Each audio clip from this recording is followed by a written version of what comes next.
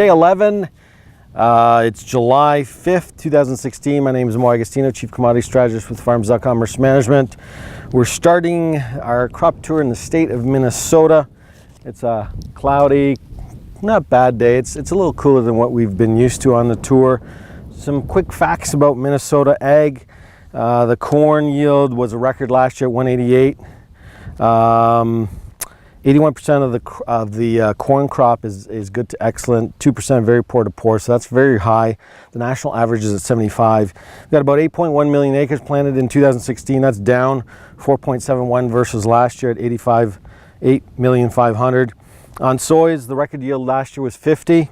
We got a lot of the crop. This state is known as the garden spot, so it's one of the better areas throughout the tour so far, that in the northern part of Iowa. We got beans blooming. 73% of the crop is good to excellent, 3% very poor to poor. We got 7.6 million acres in 16. That's down from 7.8, or down 2.57%. And then for wheat, a lot of the wheat here in Minnesota is all spring wheat. You got 1.532 million acres versus last year 1.435. That's up 6.7%. The yield averaging about 60 bushels per acre. That's up 5 versus 2014. There is no soft red winter wheat.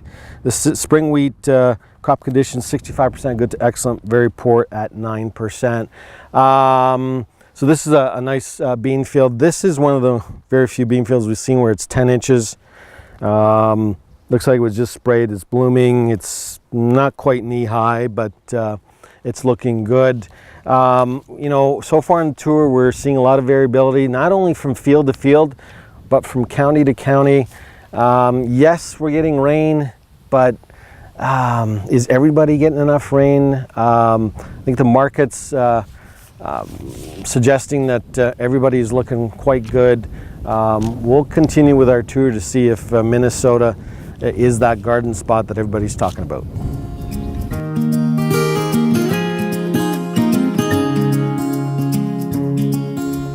We're now traveling south on Highway 15. We're just south of Hutchinson, Minnesota. I wanted to show you this cornfield. It's not typical of what you're seeing, but a lot of farmers did complain about a lot of rain here in the spring, and this is one of those drowned out conditions, and all of a sudden it's gotten very dry and you're seeing crusted soil and cracks in this particular section. As you go further out, the corn is looking better. It's about chest high, but for every drowned out field or sections of a field, there's some really good looking corn. This is supposed to be the garden spot. We're not seeing any tasseled corn yet, but I think as we get further south, we'll start to see that.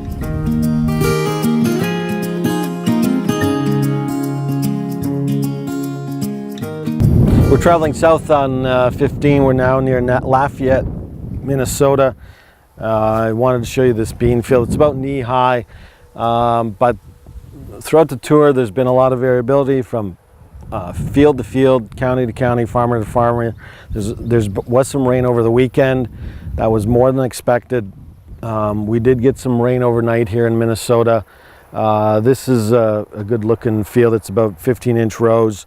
But there's still been a lot of haves and have-nots. 20% of the U.S. Midwest is still quite dry, but this is looking really good. We got a cornfield across the road that's head high and probably about a week away from tasseling.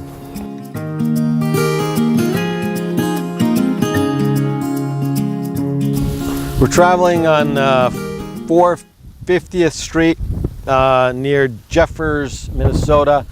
We're going west on 30 towards Curry, Minnesota, and we pretty well have done a circle. We've kind of tried to avoid Minneapolis, come down, and now we're going towards Sioux City for tonight. But it's a very windy day. It's gone from a couple cool days, wet days, to a very windy day, drying down. This is a very dry soybean field. They're looking good, but we got another storm tonight that's supposed to bring some moisture and hail. And at the beginning of the video, I mentioned that Minnesota is considered one of those garden spots this year in the U.S. Midwest. Folks, I'm disappointed. I don't see the garden spot. They had a good chunk of the counties here had record yields last year. I doubt whether we're going to be there. Some folks were hit with frost, others were delayed. The ones that got in early look good, but the ones that were planted later have probably shaved the top end. So again, lots of variability from county to county, field to field, farmer to farmer.